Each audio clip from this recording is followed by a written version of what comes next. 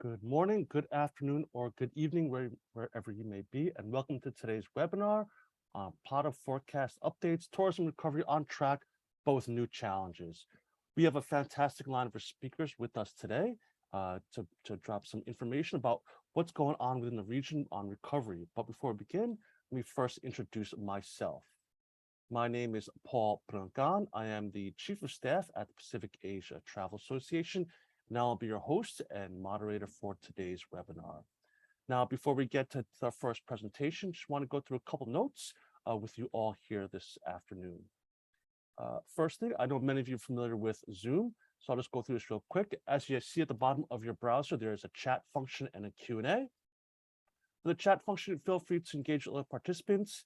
If you want to make comments about the presentations, feel free to drop it in to the chat. However, if you have any questions for any of our speakers, please do drop them in the Q&A as shown on your screen. Please don't submit any questions using the chat function, as it just takes some time to toggle between both the chat and Q&A, so it's easier if you just drop it into the Q&A as shown on your screen. As I said, there will be a Q&A session at the end of all the presentations, so I'll just quickly go through the agenda with you all this afternoon. So first, we'll have a presentation from HKPU, followed by Euromonitor International, Visa, TripAdvisor, and VPON Big Data Group. Then I'll have a quick panel discussion and Q&A. So if you have any questions at any time during the webinar, feel free to drop it into the Q&A at any time, and we'll try to get to them during the end of near the end of the webinar. Or some of the speakers might just respond to you directly via the Q&A function.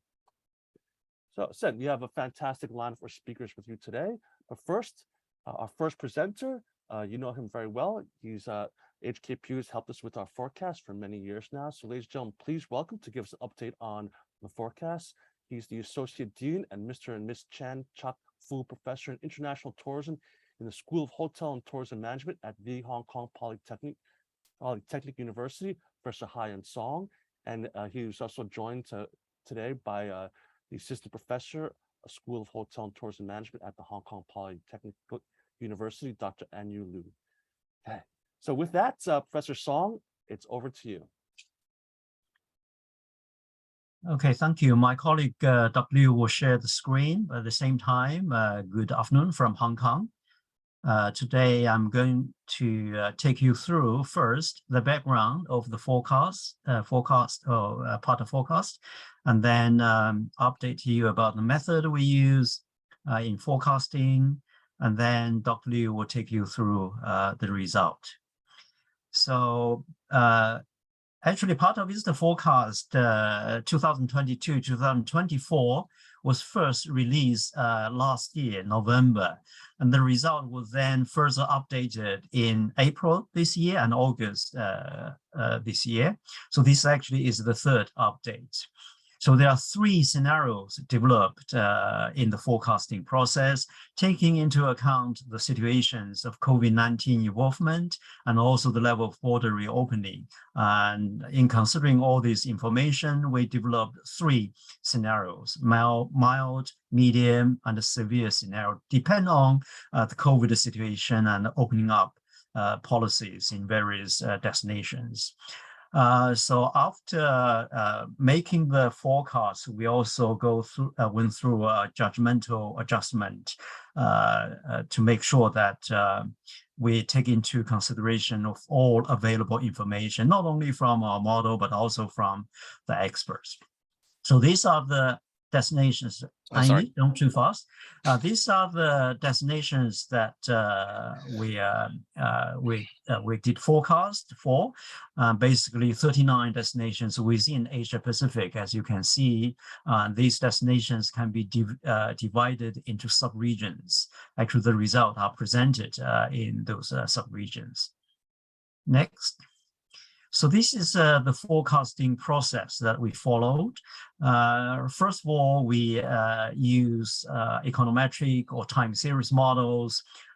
Based on the historical data, we extrapolate the forecast into the future using the data made available to us. And then after this baseline forecast, actually the system also carried out automatic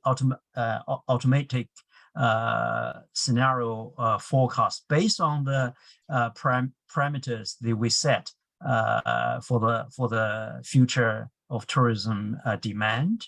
And after the automatic adjustment, then we actually carried out judgmental adjustment based on expert view. So this diagram shows the process that we followed. But if you're interested in the details of the methodology, you can visit the PATA website to get a copy of the report. And the methodology was explained in the report in great details. Next. So in terms of scenario development, basically in developing the scenarios, we considered three different, we say, COVID policies, from zero case strategy to fully opened strategies for different destination and also source market.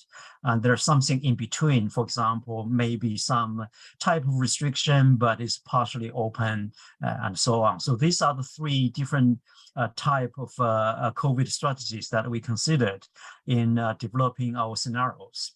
Basically, in considering those different strategies, we can see their impact on tourism demand differ from destination to destination. Next. So the method in developing the scenarios, basically we first, of course, based on our research on the impact of different crises, especially the public health crisis on tourism. Actually, there are a lot of publications in the past describing how to consider the impact of those crises on tourism demand in the future. So we use some of those published studies in developing our scenarios. And of course, we use the publicly available information published by such international organizations like Oxford Economics, and the Euromonitor International, and also UNWTO. So they actually, on a regular basis, produce forecasts, not only tourism, but also economies in general. So we take the reference of their methodologies. And also the information on travel restrictions and the vaccination or booster coverage in the destinations and also source market are considered. And also frequently we heard the news and also announcement about the border reopening of different destinations or source market. So these are actually a continuous dynamic update in terms of the information made available to us. And also a two-stage mixed method adjustment process was used. Basically, the data for 2021 quarterly data was provided by PATA in terms of arrivals for all destinations. But for some destinations, we also got the arrival data for 2022 quarter one or 2022 quarter two. So basically, we're using all these data available to us to adjust our baseline forecast. We made either upward adjustment or downward adjustment based on the scenario that we developed. And in the second stage or final stage, before we release the forecast, we had to go through, a Delphi approach to make the final adjustment to make sure that our scenario forecasts are reasonable and reliable.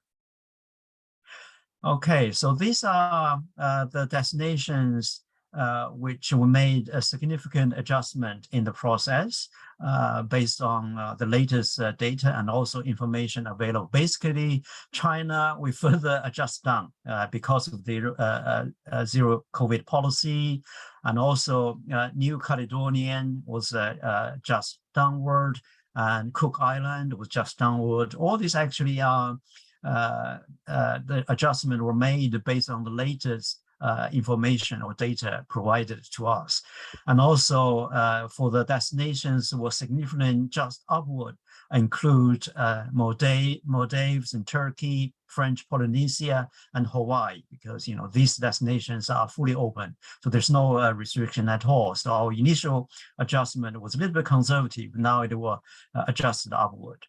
So I think from next slides onward, my colleague Dr. Liu will show you the result of the detailed adjustments. Thank you, Professor. So from this graph, we can see overall, first of all, the dotted line is the forecast we did in last round, and the rest are the latest forecast we did this round. So compare with the last round, in general, we decrease forecast compared to last round. The main reason is that first, some destinations, key destinations, for example, China, they updated the historical data. So we need to update our forecast based on latest data. And also the travel policy, for example, the border control and also the reopening policy in Northeast Asia were not the recovery was not as fast as we expected in last round. So we decreased forecast compared with last round in general. Then if we go to the specific regions, for example, Americas, you can see the adjustment was very marginal, because by that time, even in last round, America, all the borders were reopened. So the adjustment was very marginal. But Northeast Asia, as I just said, for example, China updated the historical data. And for example, Hong Kong, the border opening was not as far.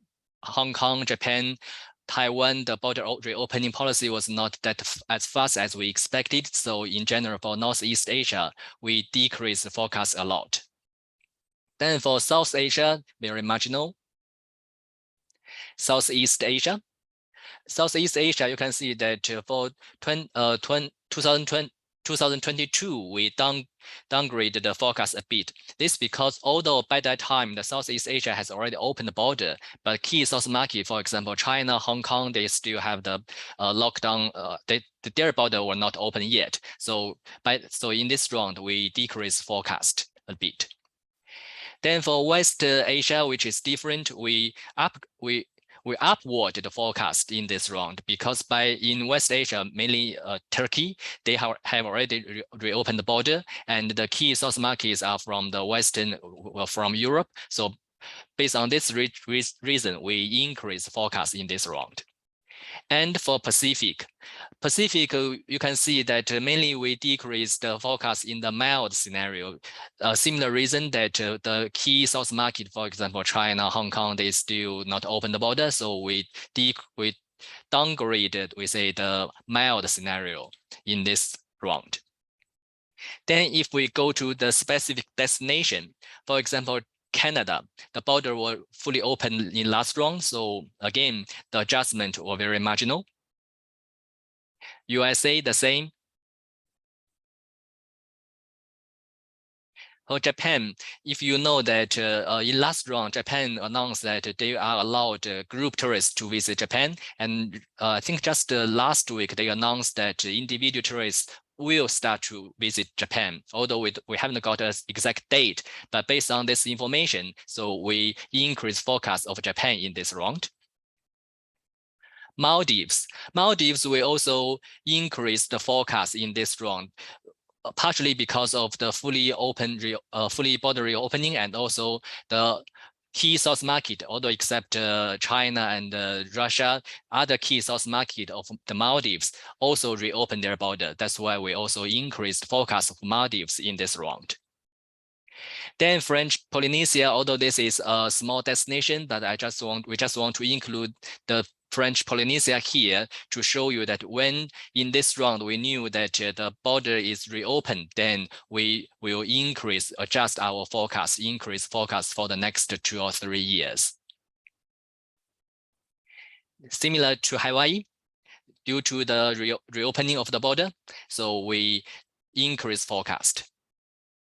China, as I said, because China released the latest data for 2019 and 20. So based on the latest data, we regenerate all the forecast, and compare with the last round, we decrease forecast for the next 2 years. But we still believe that by 2022, China, in the medium scenario, China will recover to the pre-COVID level.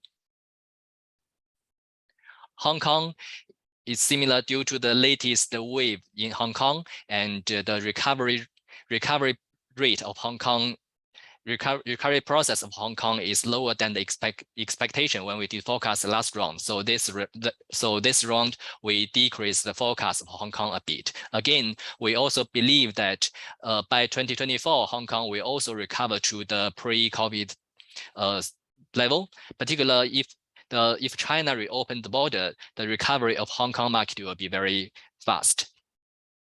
Then in general, we say that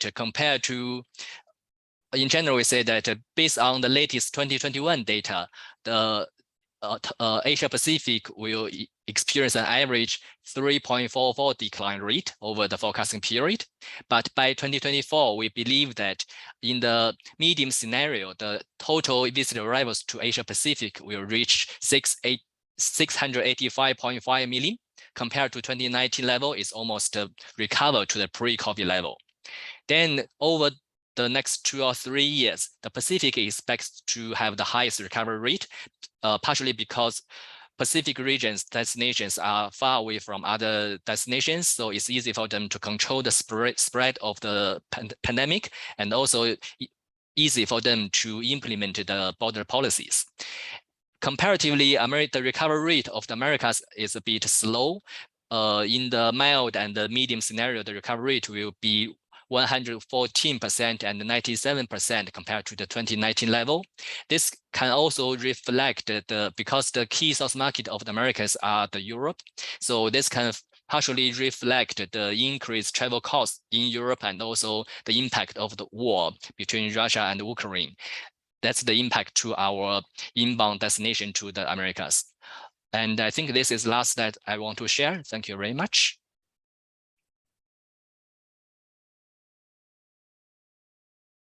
Very much, Professor Song and Dr. Liu, for that presentation. And next up with us is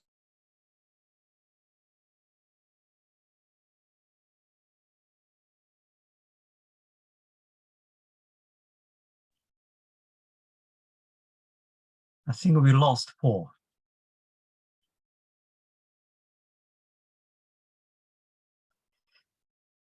Caroline, you are still unmuted.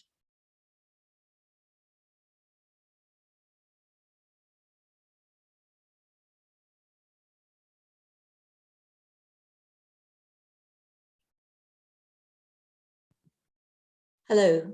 Yes. Thank you so much. Can you see my slides now? Yes, we can. Great. So thank you very much, Hong Kong Poly, for the very interesting insights into the latest tourism outlook. So I'm Caroline Bremner. I'm the head of travel research at Euromonitor International. And today I'm going to give you a short update on the macro forecast outlook for the world economy along with Asia Pacific. Equally, I'll share some of the very latest research that we just released in August, which is part of our annual research program that we do at Euromonitor every year, and identify some opportunities to explore, such as duty-free. So when we look at the latest macroeconomic information, this is looking at our macro model from August 2022. We can see, and every month, our team of economists and data analysts refresh the data based on the latest information that has been made available, along with sort of the proprietary research that we do at Euromonitor. So the latest view of the world economy is that it is growing at 3.1%, but it's kind of slower than we expected at the beginning of the year. And as Dr. Liu mentioned, there are many factors behind that, such as the war in Ukraine, rising inflation, the cost of living crisis in Europe. All that is taking its toll on economic performance. Equally, when we look at Asia Pacific, we can see, as Professor Song and Dr. Liu were saying, China remains closed. So in China, economic growth for this year is forecast at 3.8%, which is still positive, but obviously much lower than it would normally be. And that remains partly due to the zero COVID strategy, but the growth itself is coming very much from the domestic market. Overall, the developed regions in Asia will see a growth of 4.8%. So that is double what we're expecting for the advanced markets. As I mentioned, global inflation is a real problem. That is sort of, it's doubled since January. It's now standing at 7.3%. It's very high when you look at North America and the US, it's 8%. And this is in the baseline scenario. We actually have a stagflation scenario where, cost of living increases even further, oil prices go up even further. So, we also have additional macro model scenarios that we can run to see what the impact would be on economies. So the cost of living crisis, for example, I'm here in the UK. It's, headline news, apart from recently with the sad death of the Queen. But, people are very, very concerned about the coming winter, the cost of fuel, the rising prices in the shops. And this seems to be, across the whole of Europe and also in North America. So that is going to be eating into consumers' ability to travel abroad, seeing as travel is such a high ticket item. I'm sharing now some of the very latest data that we released in August. And this is where we can see the recovery path of domestic tourism versus international tourism spending.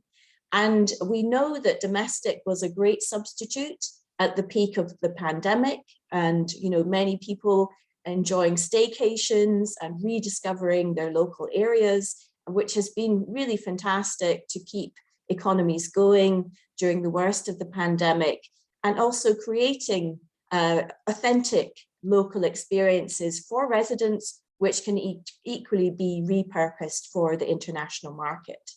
So when we look at the growth recovery, we expect in Asia Pacific those pre-crisis levels to be achieved for international by 2025, which is a long time in the scheme of things. And that's to do with this slower approach to reopening, as Professor Song was saying, the border restrictions that remain in place, key source markets such as China and Russia still under wraps. But domestic is, moving faster. By 2024, it should return to pre-crisis.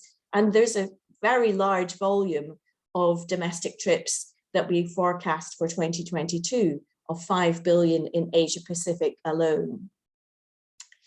When it comes to the key travel categories that we expect to grow the fastest, we can see that airlines and that pent-up demand is going to fuel the fastest value growth. For example, low-cost carriers are forecast to grow annually by 26%, full service around about the same. And then we also have categories such as short-term rentals, which are growing faster than hotels, but hotels still remain the very dominant focus for lodging sales. So there are definitely some opportunities to explore here. Equally, we have some brand new data, which I'm delighted to share, which is on the types of package holidays. And we get asked this question a lot: how successful is ecotourism versus cultural versus adventure? So now we actually have some great data. And we can see that in Asia Pacific, cultural and heritage packages are by far the largest, followed by sun and sea destinations. Ecotourism is on the smaller side, but is definitely the fastest growing. And all types of tourism besides mass market, so adventure also contains an element of sustainability along with wellness, and wellness tourism is actually performing extremely well in Asia Pacific. When we talk about the different booking platforms, offline, mobile versus online, we can see that already in Asia Pacific, it's a very mature market for online travel sales, where almost 60% is booked online. And of those online sales, 60% are booked via mobile. And that's much, much higher than in other regions such as Europe and even North America. So basically, Asia is really leading the mobile travel curve, which is, impressive. Equally, we have some new data on greater insights on in-destination spending. So this is looking at spending by domestic plus international visitors. So food and dining and retail shopping is particularly important for Asia Pacific travelers, whether they're intra-regional or international travelers into Asia. But we can see some very strong growth for the likes of wellness, which is thanks to medical tourism, and also opportunities for further growth in areas such as duty-free. And equally, we know that experiences resonate, festivals, etc., really resonate well with visitors. So just like to summarize today's presentation, we are seeing that inflation is causing a slowdown in the global economy, with some sort of headwinds facing European markets, such as the cost of living crisis. In Asia Pacific, we can see that airlines are particularly performing well, and there are some good opportunities to explore further growth, such as the domestic markets, such as wellness. Equally, we've got the short-term rentals opportunity that could be explored. Mobile travel is a key driver of recovery. It's a catalyst for growth. For any destinations or operators that aren't online or are not sort of engaged with mobile, this is a must. This is really important for recovery. And of course, there are further opportunities such as duty-free, which are equally interesting to explore. So I'd just like to say thank you for having me here today, and looking forward to the Q&A. Well, thank you very much, Caroline. Sorry for technical difficulties. I froze there, but those are expected to happen. So we just heard from Caroline, and please welcome our next speaker. He's the Vice President and Head for Cross-Border and Sales Excellence for Asia Pacific at Visa.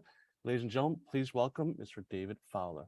David, over to you. Thank you very much. I will try and share my screen now, and just while I'm doing that, I would like to say thank you very much to Parter and to Liz and to all the members of Parter for having me here today. I'm very grateful to be here this afternoon. I'm having a few technical difficulties because apparently I can't share my screen while someone else is. Can you see my screen? Yep. Okay, great. Perfect. All right, so thank you very much. I'm delighted to be with you here today and with esteemed colleagues who also have a vested interest in getting the world back to travel. My name is David Fowler. As mentioned, I'm the head of cross-border and sales excellence for Visa here in Asia Pacific. I'm looking forward to speaking to you today about how we see travel recovery. It's very convergent with what the professor and doctor and Caroline's already said, I'm delighted to say. So let me set the slide up for you first. Let's see how we're recovering compared to other parts of the world. If you look on the left-hand side, the chart 01, this shows a couple of things. The blue bars on the right-hand side show the 4 regions of Visa and how they're recovering compared to 2019. That little dotted line that goes across there is the 2019, and I'm comparing January to June of this year, 2022, compared to January to June in 2019. And what's immediately obvious is that our 4 regions outside of Asia Pacific are either recovered or have exceeded the recovery rates of 2019. And as the professor and Dr. and Caroline have said, there's many reasons why Asia Pacific is lagging, and we're roughly half, and that is to June, I hasten to add, roughly half where we need to be in comparison to 2019. So we have quite a lot of recovery still to go. And as the professor has mentioned, a lot of that is to do due to the fact that some of our North Asian countries, China, Japan, Taiwan, Hong Kong, as already mentioned, are very, very much still in recovery or lockdown mode in certain cases. And they are large traveling parts of our organization here in Visa. So they are causing a lot of that drag.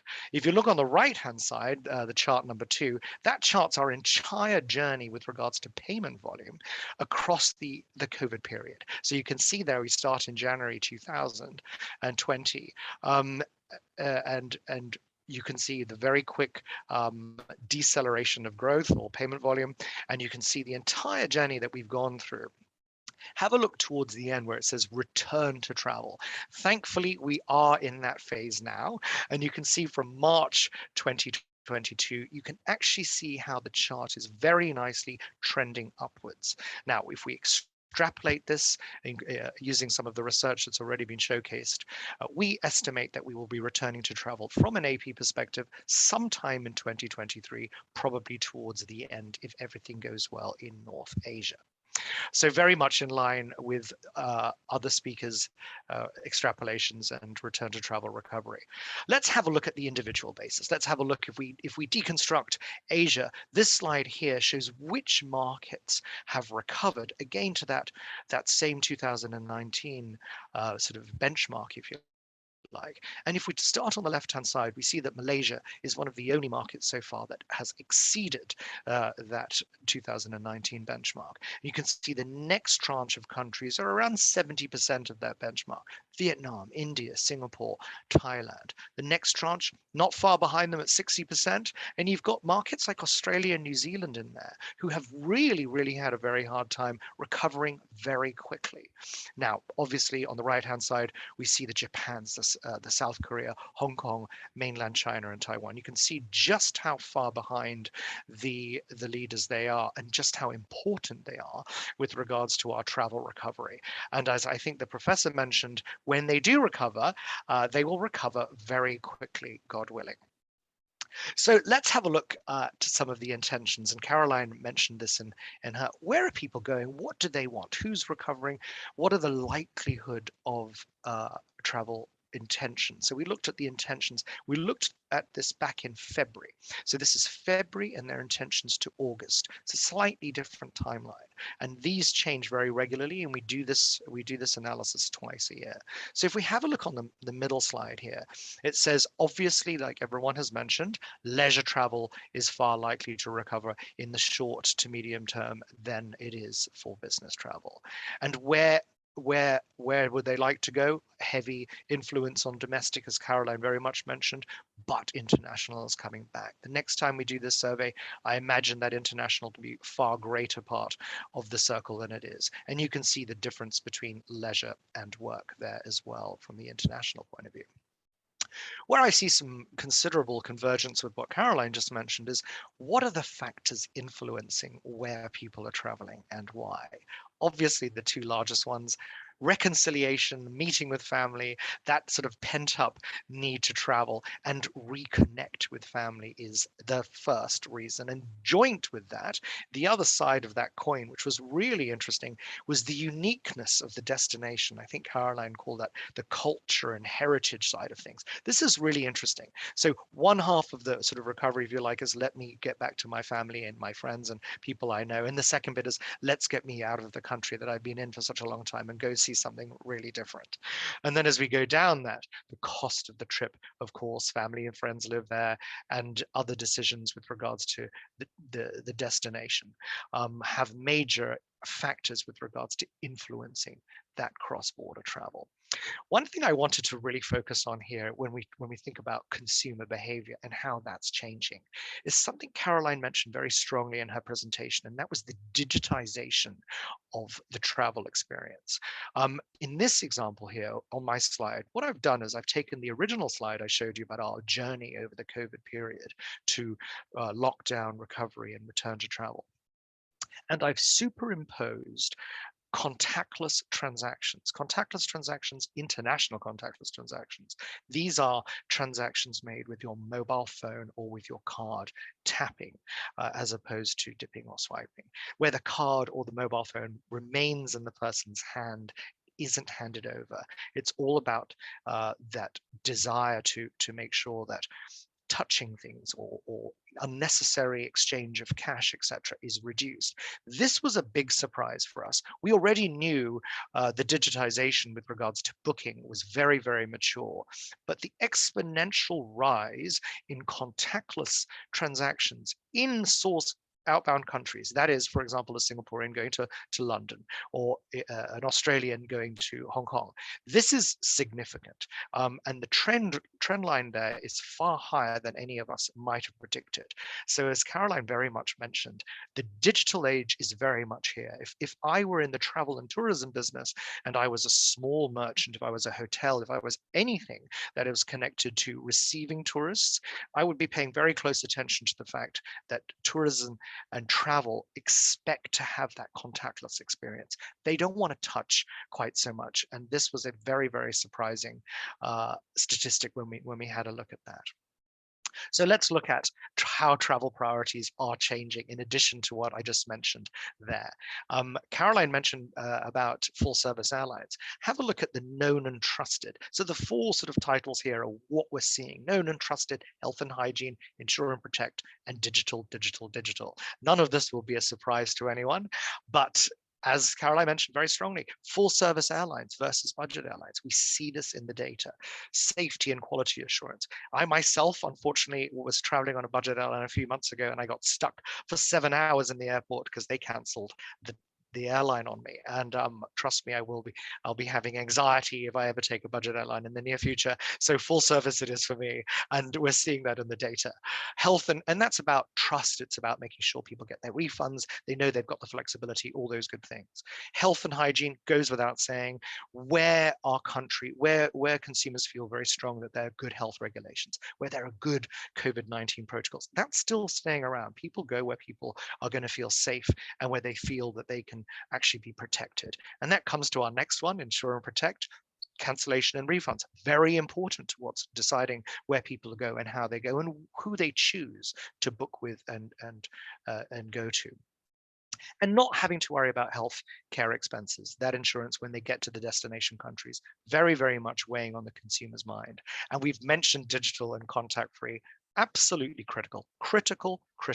If the experience is not digital, if it's less digital, if it's not consumer friendly when it comes to these kinds of things, you will definitely suffer compared to those who provide a different customer experience. So my final slide, Asia Pacific is recovering. We anticipate, God willing, that we will recover by the end of financial year 2023. That's sort of around the September period of next year from a calendar perspective. And of course, all of the professor and doctor's work on knowing when that will recover is very, very important to us, and we rely on that. So that's very much in line with other projections there. So the future is looking rosy, but of course it very much relies on North Asia. There is a shift with regards to how consumers are traveling and how they perceive travel. And we've seen that specifically towards quality and of course, safety.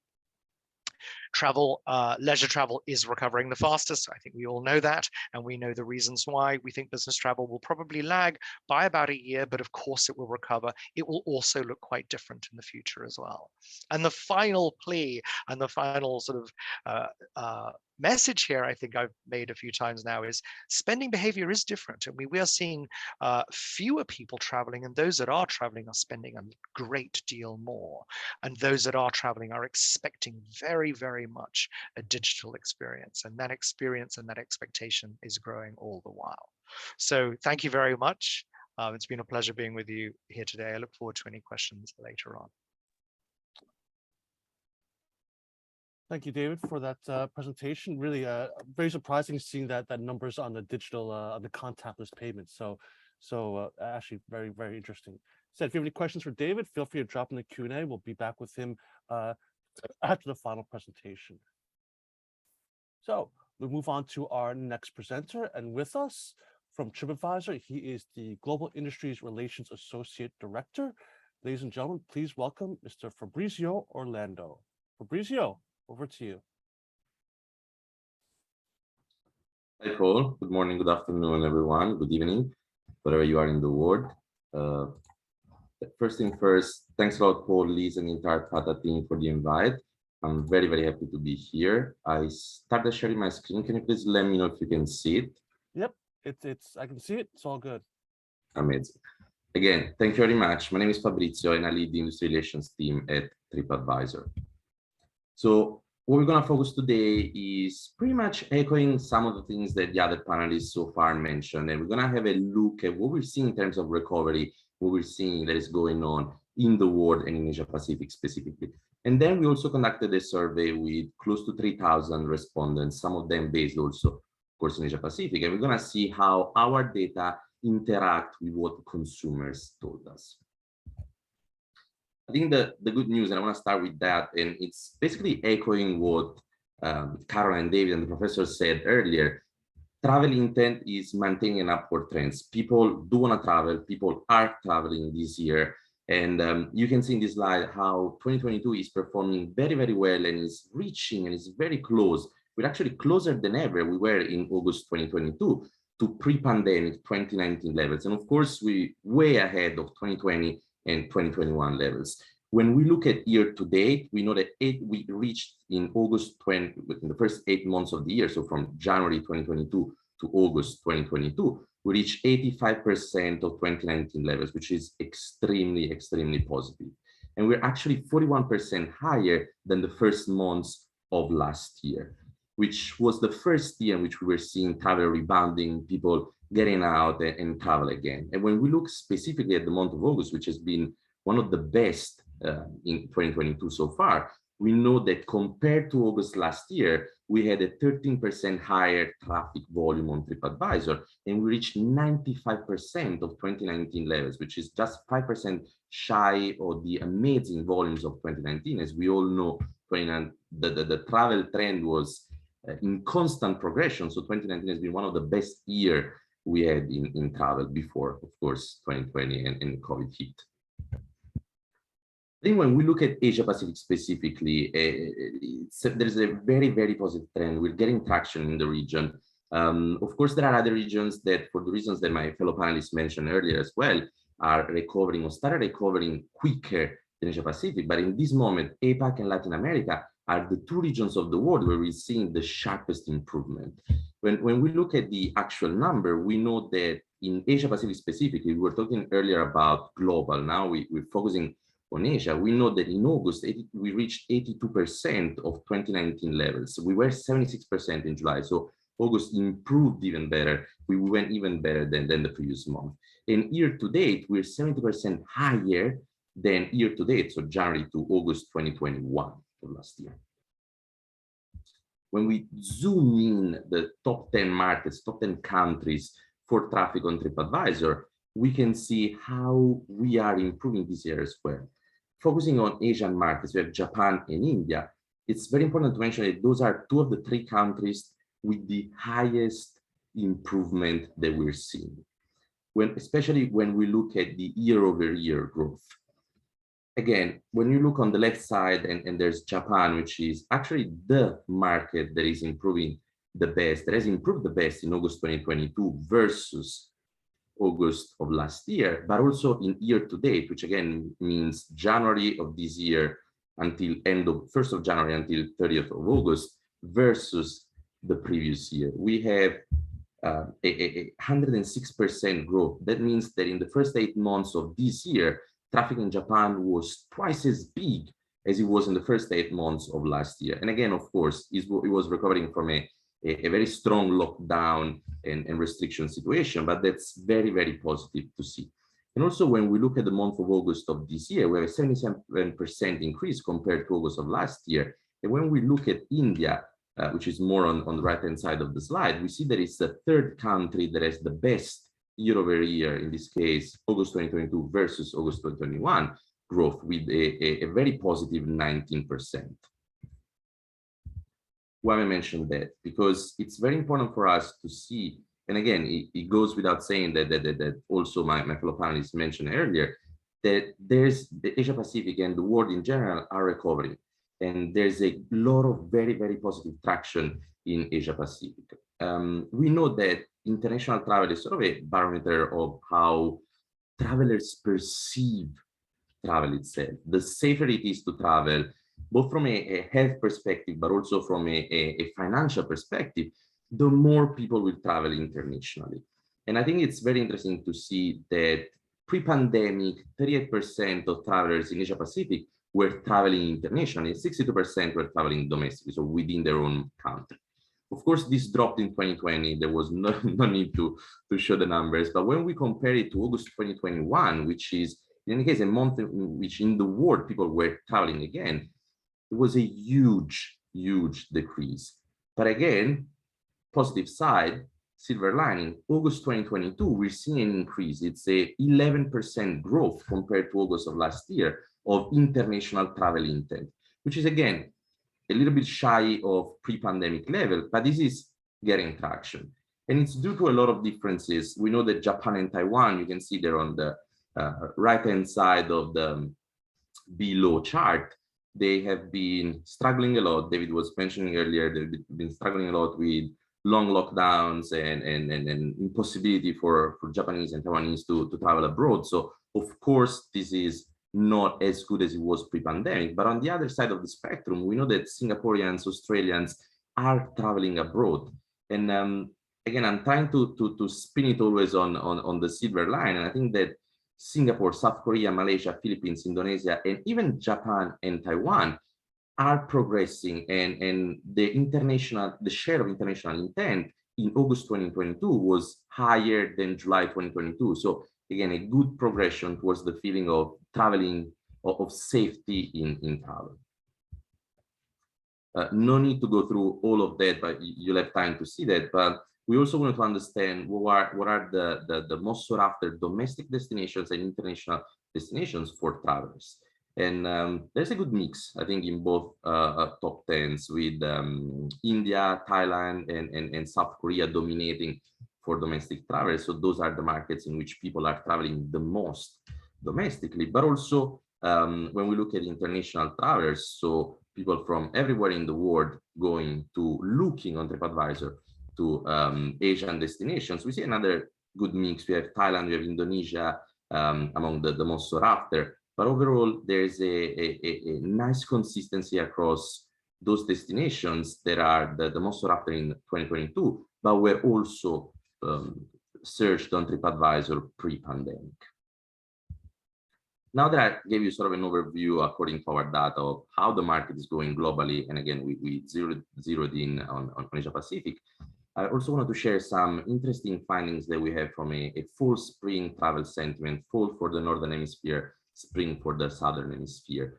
And we conducted a survey with close to 3,000 respondents in 6 different markets. We have Australia, Italy, Japan, Singapore, UK, and US. So it's very relevant. 3 of those markets are in Asia. And we consolidated the findings to give you a better understanding of what's going on. Again, another positive message, and we saw that throughout the entire morning or afternoon, wherever you are in the world. But this is confirmed not just from our data, but also from the responses of the survey. People want to travel. 67% of respondents told us that they are planning to travel this fall or spring. And 86% of them, the overwhelming majority of them, said that they are going to do 1 or 2 trips. And I think that the most powerful message is that 40% of them told us that they're going to spend 5 or more nights out. But when you look at the overall planning, 77% of them told us that they're not going to spend just a weekend out. They're going to spend 3, 4, 5 or more nights out, which is, again, a very positive and encouraging message. But what are they after?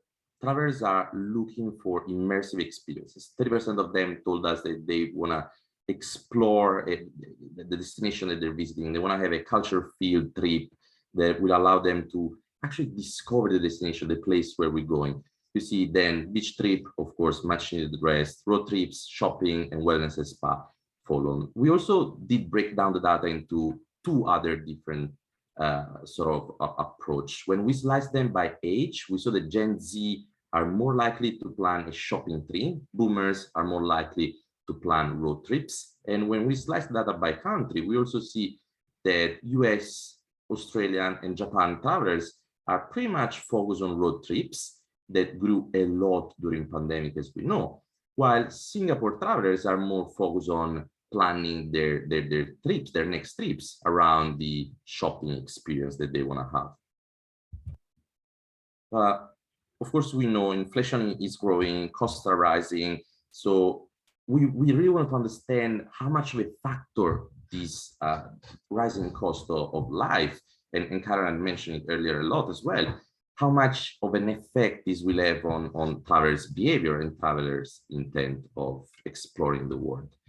I think that the good point is 34% of respondents said, you know what, I'm gonna travel as I plan. I don't care about, well, I do care, of course, everyone cares, but it's not gonna affect my travels in this fall or spring. 32% of them said, yes, I will travel a bit less, or I will take shorter travels than previously. And 29% of them said, yes, I will travel a bit differently. This will have an impact on my trips. It's not gonna get shorter, it's not gonna, that I'm not traveling less, but what I'll do is, instead of exploring the world, I'll travel domestically.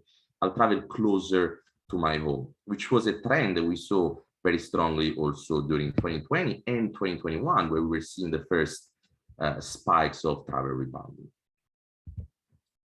And the positive message overall is, and I think David mentioned that as well in his presentation as well, which is, I'm very happy to see sort of corroboration of visa data. Over half of respondents told us, 55% in this case, that they're planning to spend slightly more or significantly more this fall or spring compared to the one of last year, of 2021. Only 11% told us that they're spending slightly less or significantly less, which again is a very, very positive message. When we look at generations, Gen Z and millennials are the ones that are planning to spend more. And I think it's also important to note that price was the main criteria, the main factor influencing travel choice. And we asked that 45% of people told us, look, price is the #1 criteria that is going to influence my travel decision, followed by weather, 40%, work schedules, school break, discounts, and special events. We don't see, as Visa did, family trips or reuniting with family, because that's something that David said, it was more at the beginning of the year, after a year and a half, 2 years in which people weren't really able to travel. Now people did already their family reconjunction trip, and they're now concerned more about those other factors. So I just want to wrap it up with the 3 takeaways or recommendations, if you will. #1 is, we saw travel intent is growing. We saw in Asia Pacific, in Asia in general, traffic is recovering. We are very, very close to 2019 levels, which is, again, pre-pandemic levels, a very, very good news. It won't be too affected by inflation. We saw 34% of people telling us that inflation is not going to play a role in their travel decision.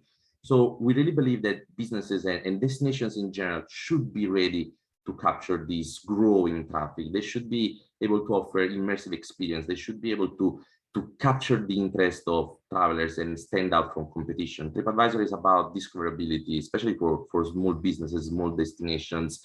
It's about leveling the playing field. So do use our tool, our platform to advertise yourselves. We know online reputation matters. We know that taking care of online reputation is extremely important today for businesses and destinations. We offer plenty of free tools, paid solutions to do that. And I think it's important to always remember that every little thing that we do, the destinations do, the businesses do to manage their online reputation, to promote themselves, is going to pay off. It's going to drive more visibility and potentially more revenues.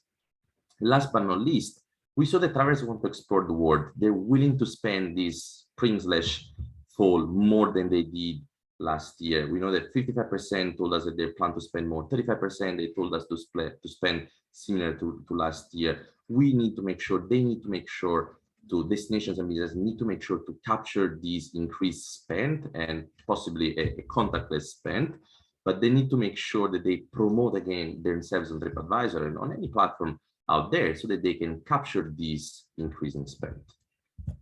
Thank you very much. I hope this was helpful, and I'll be here, of course, for the Q&A at the end. Well, thank you very much, Fabrizio, for that fantastic presentation. It's great to see some of those key insights from your sentiment reports. So, excuse me. we've come to our last presenter before we get to our Q&A and panel discussion. And with us from VPON Big Data Group, he's the Vice President of Sales and Operation for Asia. Ladies and gentlemen, please welcome Mr. Kenneth Leung. Kenneth, over to you. Hello, everyone. So can everyone see my slide? Yes, looks good. All right, okay. I'm Kenneth. I'm the VP of Asia and VPON, overseeing sales and operations. Thanks for having me today. In these sharing sections, I'm going to give everybody some ideas and insights about the people movement in the past 2 years based on VPON data perspective. And we'll let everybody know what's the tourism recovery situations happening in Hong Kong specifically.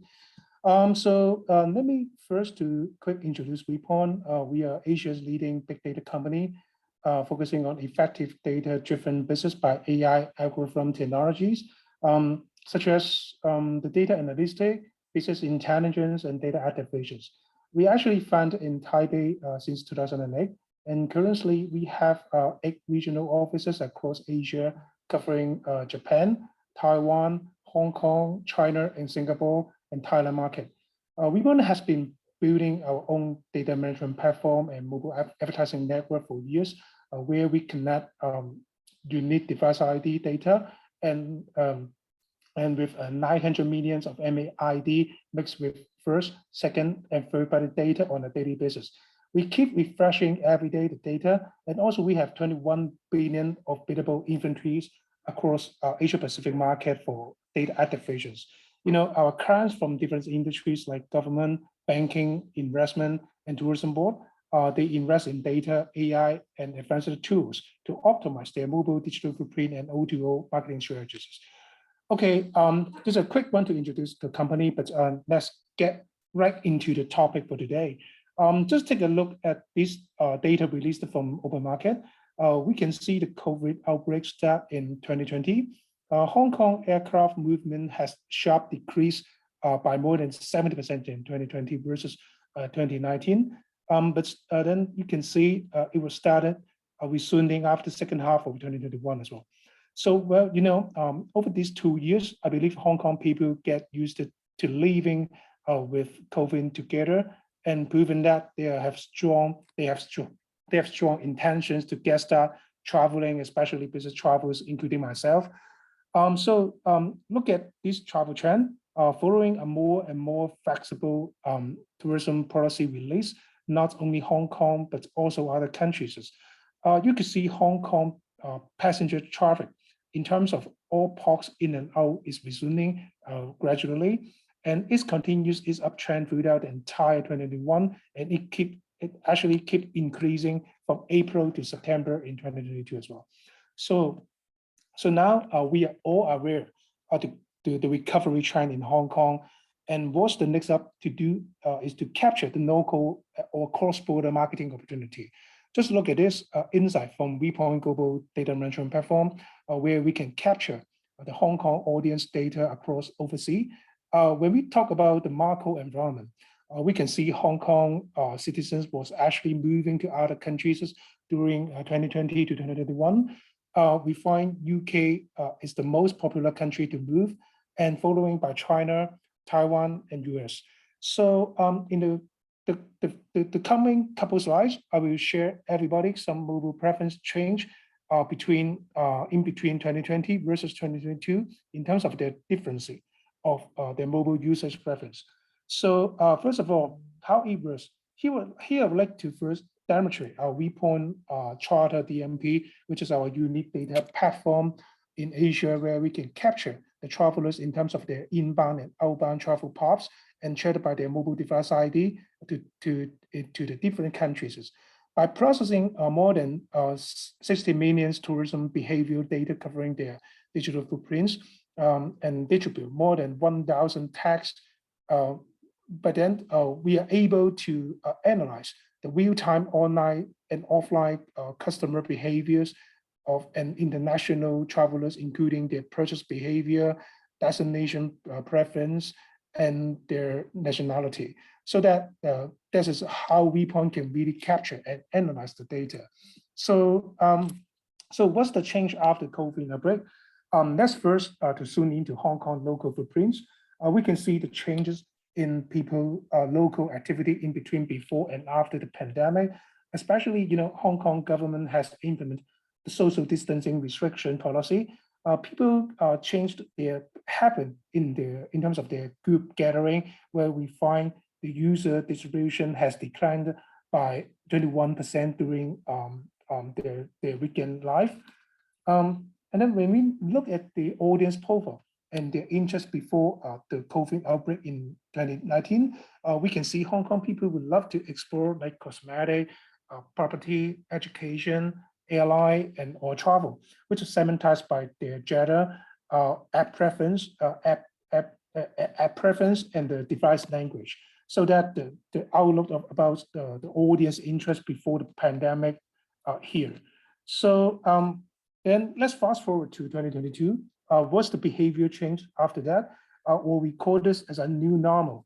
As a everybody's talking about new normal. It's one of the hot keywords for today. And again, based on the app preference and mobile usage we generated from WePoint big data management platform, we can see Hong Kong movers and status have quite different behavior and priority to serve different purpose for living.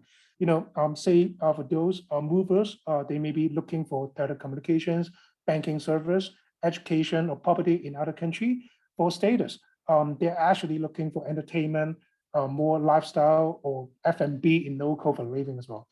So with having all this audience insight as a marketer or brand leaders, we do need to really turn the new normal into your targeting strategies, which no longer to be limited in one single country, but thinking beyond with all the behavior changes about your audience.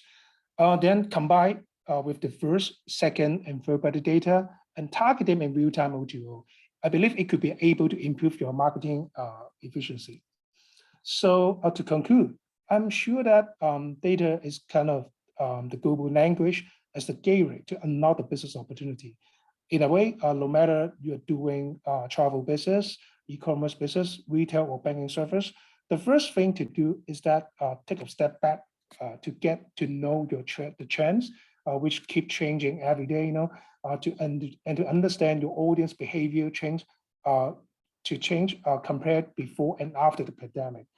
And consumers have new expectations for sure. Both audience segmentation data and apply different scenarios targeting is the way fine-tuning your O2O strategies is a must for today. And last but not least, we should be more proactive to take the advantage of data and advanced tools like WePoint, WePlatform. I believe that after all, we can really overcome the post-COVID business challenge from now. So that's pretty much my sharing for today. Thank you.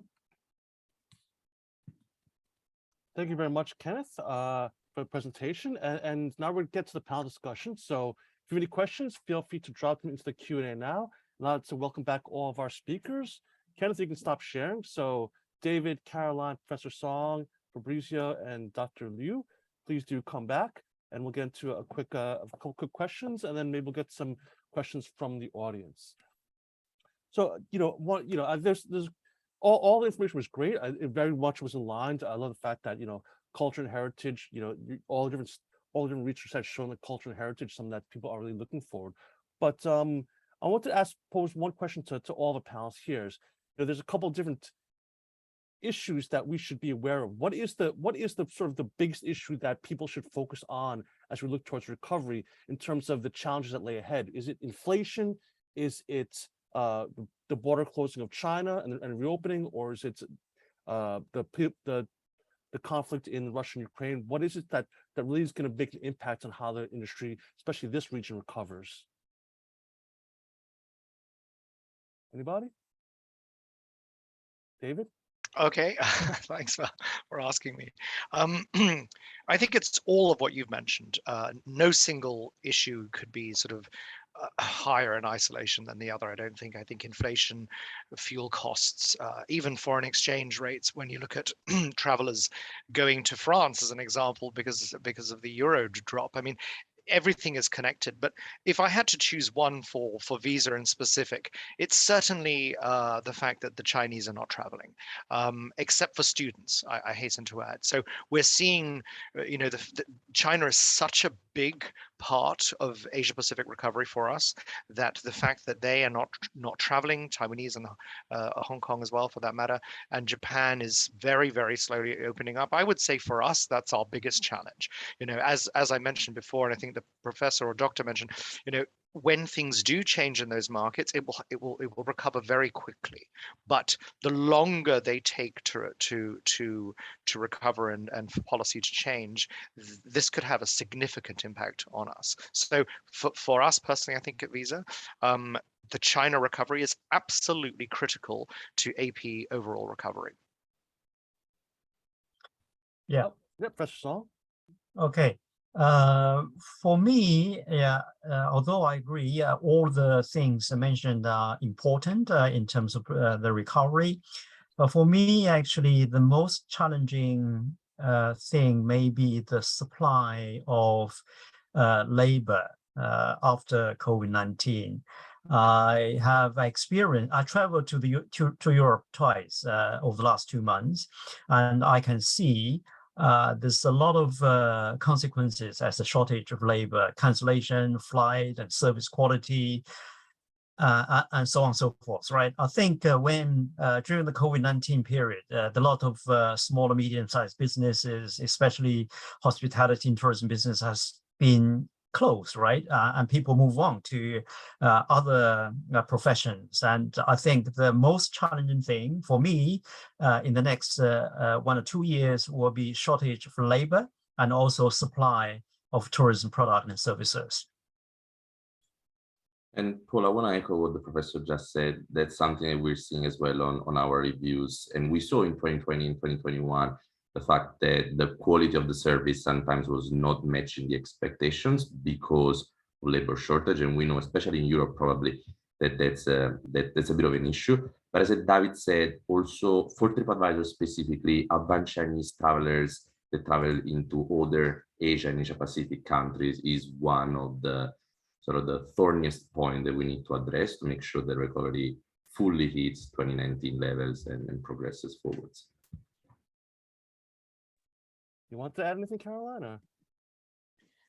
Yeah, for me, I mean, every point is valid, but I also would, advise against sort of opening the gates and just, because basically what we've seen in Europe is just supply not managing to keep up with demand. And so you have this, I know we had an unprecedented drop in decline in tourism, but now we have this recovery, which is unprecedented.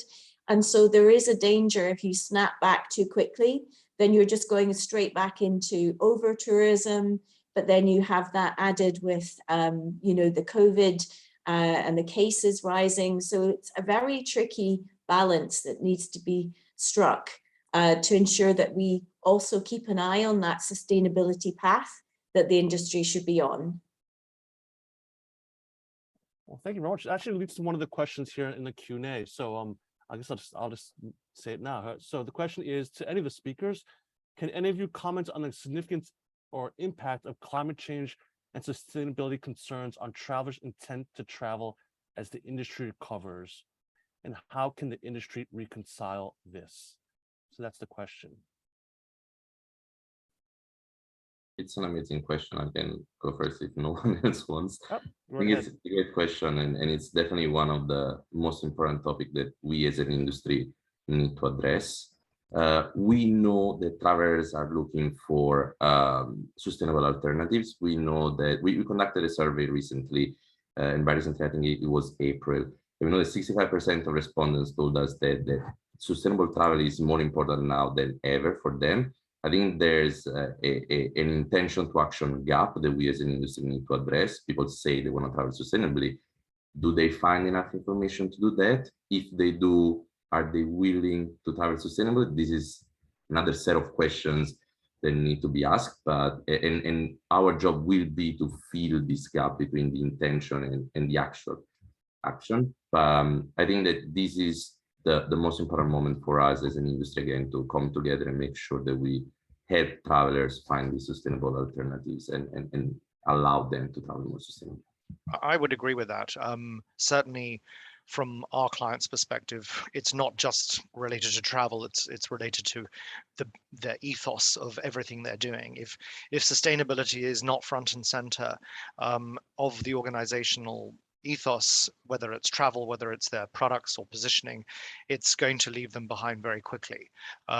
In fact, we've been asked to provide. We've just launched an eco benefits platform which looks at how consumers are spending, and we give an index as to how sustainable their expenditure is, and we can potentially allow our clients and partners to actually index their own individual cardholders to see just how sustainable their behavior is, so that can be affected. So it is a very, very big issue, and it's something that will change, I think, extremely rapidly in the future. So if it's not front and center of our organizations and our partners and our clients' thoughts now, it really should be. Yes, I sort of agree with David. Okay, I tend to be more positive thinking about the recovery and open border situation because we have office in Japan, we have office in Hong Kong, China, and also Singapore. Actually, from our data, basically people tends to be more like to traveling. So like Hong Kong people who love to go to Japan and just wait until the border completely open. So that means from the data perspective, the purchase power and purchase behavior never change in terms of the travelings. So that once the border opened, so now every day we see the news from every country's policy changes and release. So I believe the traveling industry will pick up very quick after all.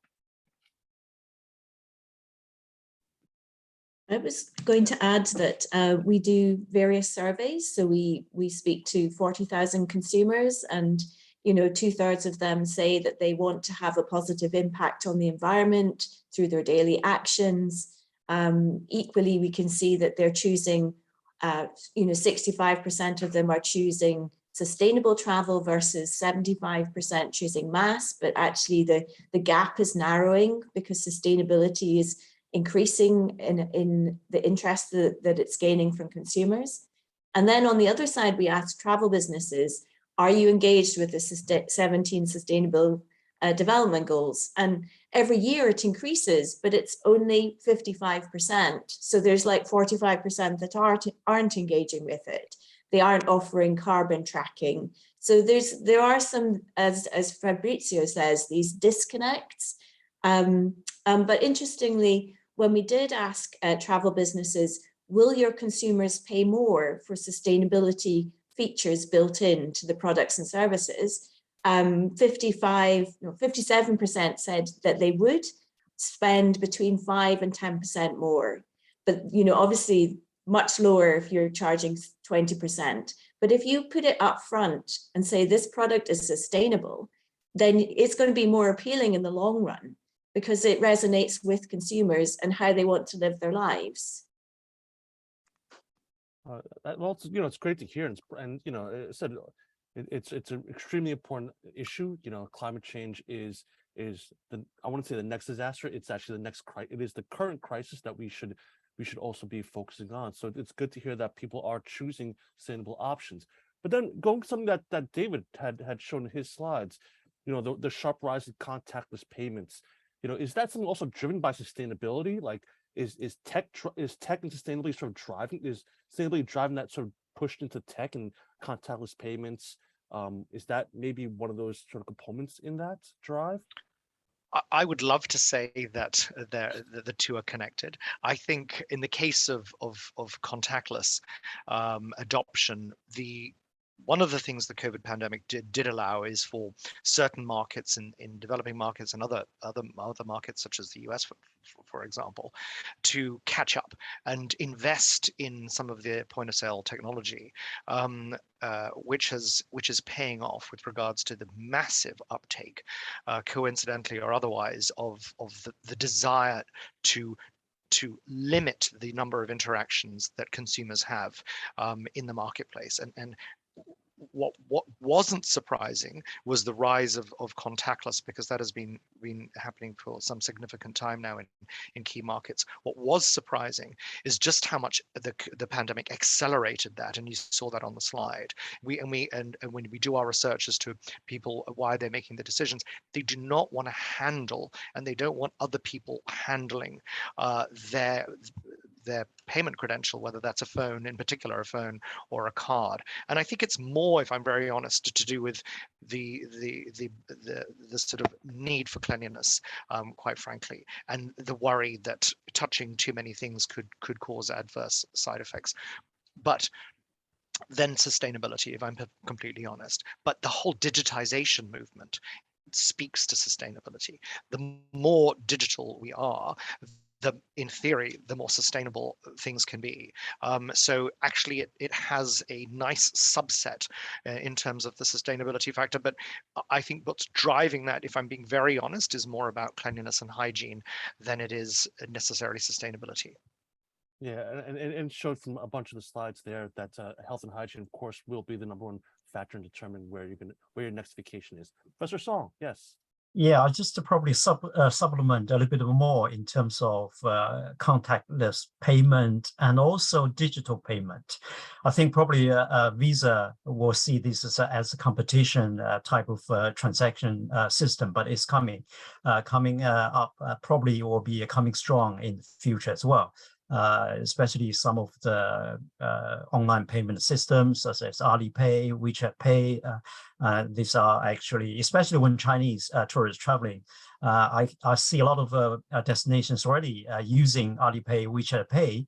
So this actually is also going to increase post-COVID-19, not only for convenience, but also for sustainability, environmental friendliness, and so on and so forth. Just a little update, yeah. I have a question. I think we'll go back to the thing that we said about sort of one of the most important issues that we should be considering is China and China's reopening. But I know they've been really strong in implementing the zero COVID policy. They really ingrained it within the population there.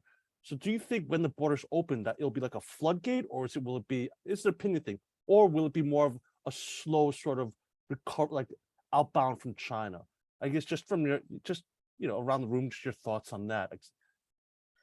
Yeah, I think it certainly will be a suppressed demand for travel over the last 2 or 3 years now. I think when the border is open, I think there's a lot of people will be traveling internationally, but the problem is a supply constraint, whether you have enough flight, whether you have enough, control, still some sort of control in terms of a gradually opening border, gradually release, the restrictions. I think in terms of from the consumer perspective, yes, the demand is there, obvious. And actually, I asked many of our friends in China, they want to travel as the border is open. But the question is whether there's any constraints in terms of their travel, whether the actually border open is gradually opening up, or it is, suddenly. I think it will be gradual open. It's not actually just lift everything at one time and then everybody will travel internationally. Well, yeah, it's good to hear from sort of on the ground from your friends and relatives that are on the ground there, seeing that there is intention to travel. So hopefully, we'll see some changes in the China policy. If you have any questions for our panelists, we're running close to out of time here, so please do. If you have any questions, feel free to drop it in the Q&A. You also can email us, and happy to pass on the question. I want to go back to just one last thing on my end. The question now my question was going back to Caroline's presentation. You said culture and heritage sort of travel is sort of on the rise. What do you define that as, and what are people looking for within that, like, culture and heritage? Is it like a trip to a museum, or is it, what specifically is that? Yeah, so it's pretty broad. So it would capture city tourism. So going to visit, as you say, museums, temples, equally anything that's steeped in local culture. So it could be, visiting local communities. And it's very much distinguished from the sun and sea, which is, where you just go and fly and flop kind of thing. So yeah, it's as I say, it's very broad, but it's a brand new data set, and it's quite interesting to carve out, the differences between wellness tourism versus ecotourism versus adventure. And of course, I was really pleasantly surprised that in Asia, that was culture and heritage that resonated the most. Whereas if you look at North America or Europe, it tends to be relaxation and sun and sea. Yeah, interesting. Because if you look at something like food, right? Food could be like actually put into that category of culture and heritage. Yep. Yeah. So gastro-tourism. But you guys separated as two different categories in that. No, food and for packages, that's actually specific tours and package holidays sold by tour operators and travel agents. Whereas the food and dining, that's something that we've looked at in terms of total tourism spending. Oh. So not just through packages, but that's a really good point, Paul. We could equally carve out, food packages. All right, well, I think we've come to the end of today's webinar. We have no more questions. You guys have any comments? Yeah, I'll go around the room and let you guys all just leave one last thought for the audience. So we'll start from the top. My top left is Kenneth. Kenneth, what final word to our audience before we close up today's webinar? Yes, sure. So basically, Weapon is a big data company, so we just believe data. And based on the past historical from our data management data source, we could see every speakers in here to speak the right chant and the right moment to get the start planning ahead for the recovery tourism. So I hope everyone can try to leverage more data source from different perspective and from different industry, so that we can really get the recovery and your marketing strategy very soon. So that's all my to conclude for today. Thank you, everyone. All right, thank you very much, Kenneth. David, you're next to him on my screen. Well, thank you very much for having me today. I've really enjoyed it, and it's amazing to see the convergence of all of the speakers in many of the key areas of travel recovery. One thing that I was very interested in is this sustainability, and Fabrizio has just reminded me that there are organizations exist like Travelers, which was started, I think, by the Duke of Sussex with regards to sustainable travel, and also the preventing the sort of over tourism, I think Caroline mentioned. And I think, some of the positives that have to come out of what we've all been through are going to be the change of attitudes, and hopefully for the better, for the planet, for small and medium-sized businesses, particularly in emerging markets. I think that will be a positive byproduct of what we've all been through. I really do. And I think the future looks very rosy as long as we keep it on that track. So I'm very confident and very excited for what the future holds. And let's hope that we can hold on to some of these more positive trends that have come out of what we've all been through in the last couple of years. Completely agree with you, David. It's great seeing some of these trends and that are sort of growing since the pandemic as we look towards recovery. So it is very promising for the future. Caroline. Well, thank you, Paul, and Pata, for having me here today. It's great to represent Euromonitor International. I would say that from our latest research that there are some great opportunities to, follow that sustainability path that David mentioned. So the opportunities that we're seeing are domestic tourism, it's wellness, it's ecotourism, and it's of course as well duty-free, which can also help SMEs, especially if you bring in sort of local produce and products. So I feel that, yeah, it's been a really positive session today. And thank you again for having me. And it's always a pleasure to have you, Caroline. So thank you so much for sharing a presentation with us here today. Professor Song and Dr. Liu, any last words from either of you? Yeah, actually, I echo everyone else. I think the recovery trend is positive, so I'm very optimistic. I probably say everyone is also optimistic as well. But there are challenges, and challenges has been mentioned, discussed, especially the supply, labor shortages and supply constraints, and also environment sustainability. So being optimistic but prepared for the future. Well, thank you very much, Professor Song. And really, you did hit the nail on the head, right? Human capital development is an issue that we shouldn't forget, especially when you pair it with what David said, the importance of digital. And so not just getting people to work, but also upskilling your workers to be able to start doing digital contactless payments or using digital platforms. So I think that is an issue that the industry as a whole really needs to focus on as we look towards recovery. So thank you so much for bringing that up before.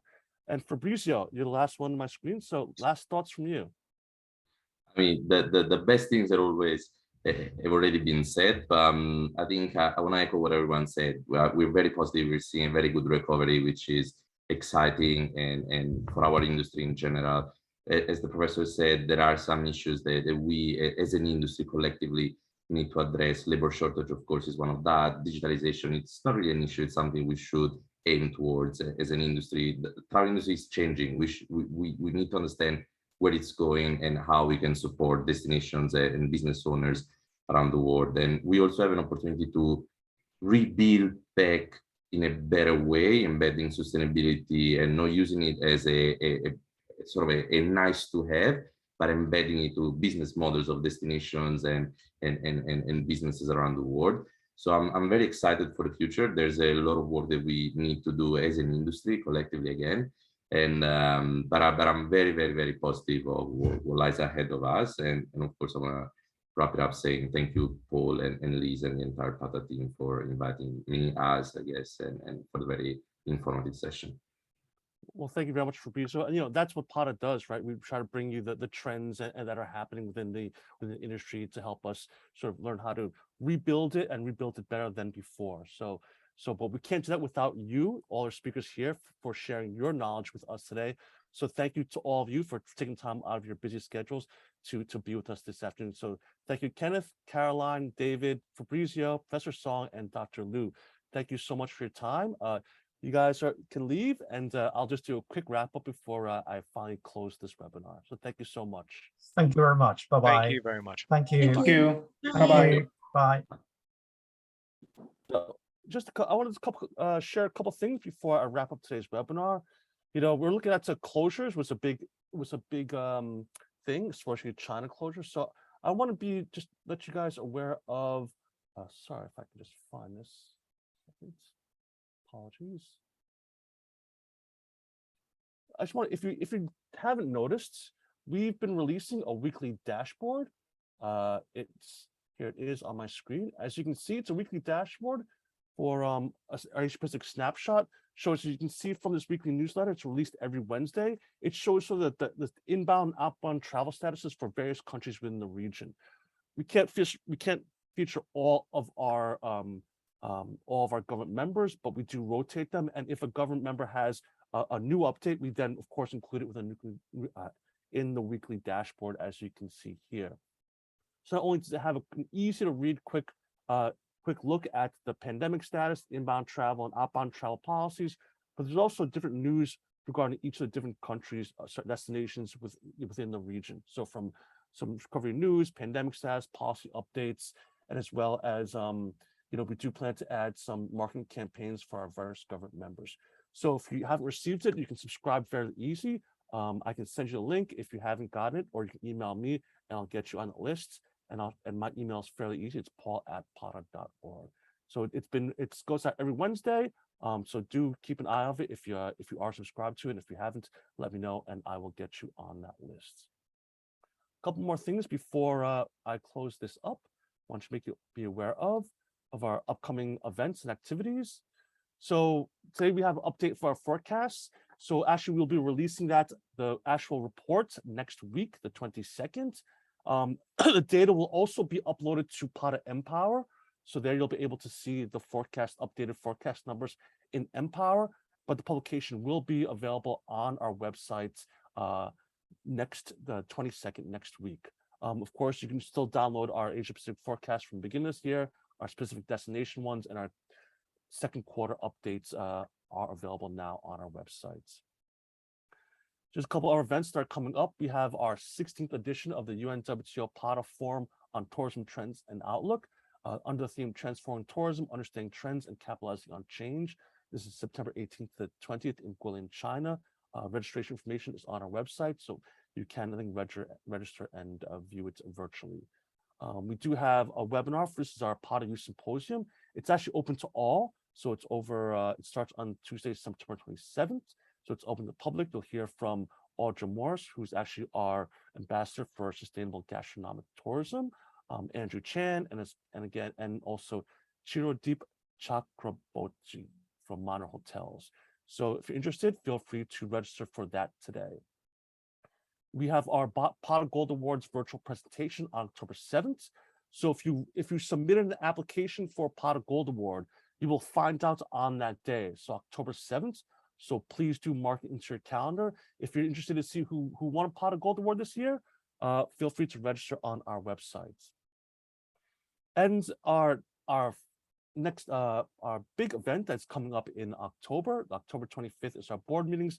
26th and 27th is the conference. Of course, is our Pada Annual Summit 2022 in Ras Al Khaimah, UAE. It's only 45 minutes from Dubai. We have a great lineup of speakers and definitely a lot of activities. There's some great complimentary tours you can join as well. So if you haven't registered yet, register today. If you're still thinking about it, go to our website. You can see an updated program, of course, all information about the event and how to get there. And of course, as we close up the year, we have our Pada GBTA APAC Travel Summits in Bangkok, Thailand, December 8th to the 9th. This is in partnership with the Global Business Travel Association. Registration is now open, so if you're interested, you can register today. Just go to our website. If any questions about today's webinar or about any of the activities, feel free to email me at paul@pada.org. Sorry, I should mention, some of the presentations will be available. So if you're looking for the presentation, feel free to email us. Not all of them will be, but majority of them will be available for you just after this webinar is finished. So with that, thank you again to our speakers for taking time out of their schedules for joining us. Thank you, of course, as always, to our members, our life members, our chapter members for the continued support of the association. And thank you to all of you for joining us here today for today's webinar. Thank you, stay safe, take care, and I'll see you next time.